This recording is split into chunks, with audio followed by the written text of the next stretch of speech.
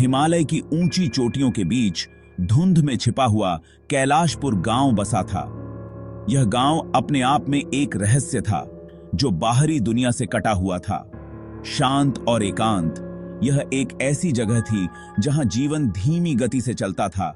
यहां के लोग प्रकृति के साथ तालमेल बिठाकर जीते थे, जैसे समय ने यहां ठहराव ले लिया हो। लेकिन इस शांति के नीचे डर की एक धारा गहरी बहती थी, संकरी पथरीली गलियों से फुसफुसाती हुई। हर मोड़ पर एक अनकहा डर था, जो गांव के हर कोने में बसा हुआ था।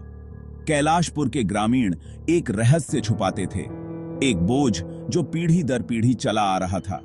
यह रहस्य उनके जीवन का हिस्सा बन चुका था, जिसे वे अपने दिलों में दबाए रखते थे। सूरज क्षितिज के नीचे डूब गया। गांव में लंबी भयानक परछाइयां पड़ गईं। यह समय था जब गांव की असली कहानी सामने आती थी, एक कहानी जो अंधेरे में छिपी रहती थी।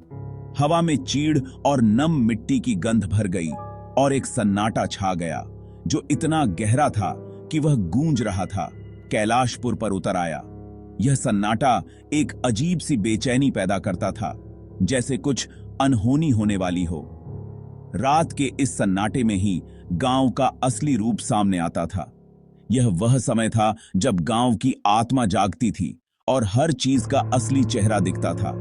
क्योंकि जब अंधेरा गिरता था तो ग्रामीण अपने घरों में दुबक जाते थे, अपने दरवाजे और खिड़कियां बंद कर देते थे, उन अनदेखे भयों से बचने के लिए जो साये में छिपे रहते थे। उनका नाम लेने की उनकी हिम्मत नहीं होती थी, जो उनके डर का स्रोत था।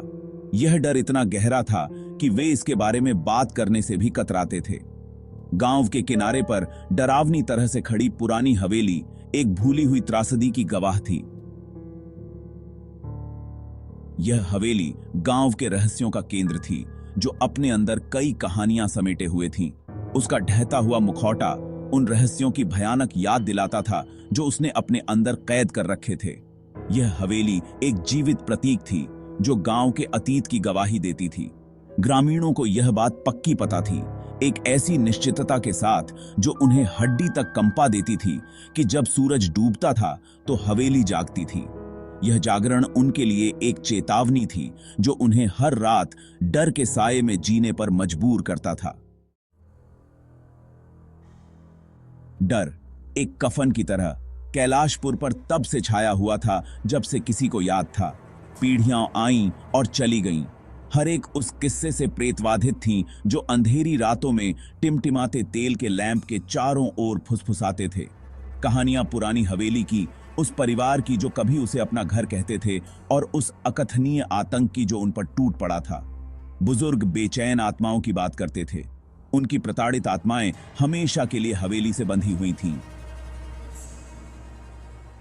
वे उसकी जर्जर खिड़कियों से निकलने वाली अजीब रोशनी के बारे में बताते थे, रात के सन्नाटे को चीरती हुई रूह कंपाने वाली चीखों के बारे में। ग्रामीणों के लिए हवेली केवल एक सुनसान इमारत नहीं थी, यह एक जीवित इकाई थी, द्वेषपूर्ण और भूखी। बच्चे अंधेरे से डरते हुए बड़े हुए। उनके बुरे सपने भूतिया आकृतियों से भरे हुए थे, जो हवेली के ढहते हुए गलियारों में घूमते थे। उनकी मासूम हंसी को दबा दिया जाता था, इससे पहले कि वह आत्माओं के कानों तक पहुंच पाती। उनके खेल उनके घरों की सुरक्षा तक ही सीमित थे। जैसे जैसे साल दशकों में बदलते गए, हवेली एक भयानक प्रहरी के रूप में खड़ी रही, जो कैलाशपुर के दिल में छिपे अंधेरे की निरंतर याद दिलाती रही। रमाकांत हमेशा से अलग था। वह एक ऐसा लड़का था जो साधारण नहीं था। उसकी सोच औरों से जुदा थी। जहां दूसरे बच्चे हवेली का जिक्र मात्र सुनकर ही कांप जाते थे, डर से उनकी रूहें कांप उठती थीं, वहीं उसका नौजवान दिमाग उस रहस्य से मोहित हो गया था जो इसे घेरे हुए था। वह हमेशा जानना चाहता था कि आखिर इस हवेली में ऐसा क्या है जो सबको डराता है। वह घंटों बुजुर्गों की फुसफुसाहट को सुनता रहता, उनकी कहानियों में खो जाता। उसकी कल्पना भूतिया आकृतियों और प्रेतवाधित गलियारों की छवियों के साथ दौड़ती रहती। वह उन कहानियों को अपने मन में जीवंत कर लेता था। रमाकांत की आंखों में एक चिंगारी थी, एक अद्भुत चमक जो उसे औरों से अलग बनाती थी, एक अदम्य जिज्ञासा जिसे ग्रामीणों द्वारा पैदा किया गया डर बुझा नहीं सका। वह हमेशा सवाल पूछता और जवाब ढूंढने की कोशिश करता। उसने बिना सबूत के, खुद सच्चाई का अनुभव किए कहानियों पर विश्वास करने से इनकार कर दिया। वह अंधविश्वासों को चुनौती देने के लिए तैयार था। रमाकांत हवेली की जर्जर दीवारों के भीतर छिपे रहस्यों को जानने के लिए, उन कहानियों की तह तक जाने के लिए, उस अंधेरे का सामना करने के लिए तरसता था जिसने उसके गांव को बंदी बना लिया था। साल बीतते गए और उसकी जिज्ञासा और भी बढ़ती गई और रमाकांत एक जवान आदमी बन गया। अब वह और भी दृढ़ निश्चयी हो गया था। किंवदंतियों के पीछे की सच्चाई को उजागर करने का उसका दृढ़ संकल्प और भी तेज हो गया। वह हर उस जानकारी को इकट्ठा करता जो उसे मिल सकती थी। उसने जानकारी के हर उस टुकड़े को निगल लिया जो उसे मिल सका। हर दस्तावेज को ध्यान से पढ़ा, प्राचीन ग्रंथों को पढ़ डाला, हर शब्द को समझने की कोशिश की। फीके स्याही और भुरभुरे पन्नों में जवाब खोजता रहा। वह हर उस सुराग को ढूंढता जो उसे सच्चाई के करीब ले जा सके। ग्रामीण उसे घबराहट और प्रशंसा के मिश्रण से देखते थे। वे उसकी हिम्मत की सराहना करते थे, लेकिन उसके लिए चिंतित भी रहते थे। उन्होंने रमाकांत की आंखों में वही चिंगारी पहचानी जिसने दूसरों को उनके विनाश की ओर ले जाया था। फिर भी वे मदद नहीं कर सके, लेकिन उम्मीद करते थे कि वह वहां सफल हो सकता है जहां दूसरे विफल रहे थे। वे उसकी सफलता की कामना करते थे।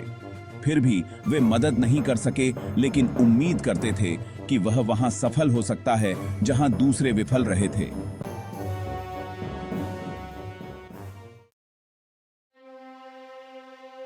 गांव के डर का भार रमाकांत पर दबाव डाल रहा था।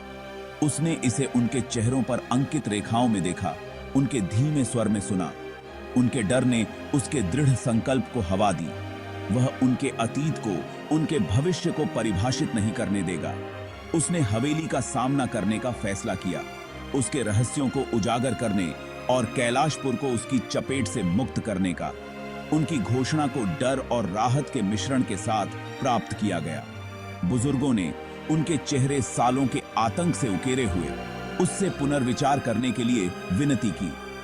उन्होंने उसे उन लोगों के बारे में बताया जिन्होंने हवेली में प्रवेश करने की हिम्मत की थी और कभी वापस नहीं लौटे। उनकी आत्माओं को अंदर के अंधेरे ने दावा कर लिया था, लेकिन रमाकांत दृढ़ था। उसने ग्रामीणों से वादा किया कि वह भोर से पहले वापस आ जाएगा। वह जानता था कि उनका डर वास्तविक था, लेकिन उनका मानना था कि उनका आतंक अज्ञानता से पैदा हुआ था। वह सच्चाई वापस लाएगा, चाहे वह कुछ भी हो, और उम्मीद है कि आखिरकार उन्हें हवेली के अभिशाप से मुक्त कर देगा। जैसे ही सूरज ढलने लगा, कैलाशपुर में लंबी परछाइयां पड़ने लगीं। गांव में एक स्पष्ट तनाव फैल गया। हर कोई जानता था कि कुछ अनहोनी होने वाली है। ग्रामीण गांव के किनारे पर जमा हो गए। उनकी आंखों में चिंता और भय साफ झलक रहा था। उनकी निगाहें रमाकांत पर टिकी हुई थीं, जो पुरानी हवेली के सामने खड़ा था। वह अकेला नहीं था, परंतु सबसे अलग महसूस कर रहा था। वह उनके डर को महसूस कर सकता था, एक ठोस इकाई जो उसे निगलने की धमकी दे रही थी। एक गहरी सांस लेते हुए उसने अपने भीतर की हिम्मत को इकट्ठा किया। उसने चरमराते हुए फाटकों को धक्का दिया और हवेली के सामने के दरवाजे तक जाने वाले ऊंचे रास्ते पर कदम रखा। हवा भारी हो गई, सड़न की गंध और कुछ प्राचीन और अनजाने से भर गई। हर कदम के साथ उसके पीछे गांव की आवाजें फीकी पड़ जाती थीं। पेड़ों से होकर एक ठंडी हवा चली। उनकी शाखाएं खतरनाक रूप से लहरा रही थीं, मानो उसे अपने करीब बुला रही हों। रमाकांत सामने के दरवाजे तक जाने वाली सीढ़ियों के पायदान पर रुक गया। उसका हाथ कलंकित पीतल के दस्तक पर मंडरा रहा था। उसके ऊपर एक अशुभ भावना छा गई, लेकिन उसने उसे एक तरफ धकेल दिया। जो आगे था उसके लिए खुद को तैयार कर लिया। यह एक नई शुरुआत थी, एक अज्ञात यात्रा की। हवेली उस पर मंडरा रही थी। उसकी परछाई एक लोभी हाथ की तरह फैली हुई थी। उसने भारी दरवाजे को अंदर की ओर धकेला। यह विरोध में कराह उठा।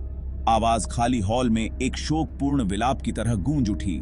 अंदर की हवा बासी थी और धूल से भरी हुई थी। रोशनी का एकमात्र स्रोत डूबते सूरज की हल्की चमक थी, जो खिड़कियों में दरारों से छनकर आ रही थी। हर कोने से मकड़ी के जाले भया मकाब्र सजावट की तरह लटके हुए थे और उसके पैरों के नीचे फर्श की तख्तियां अशुभ रूप से चरमरा रही थीं।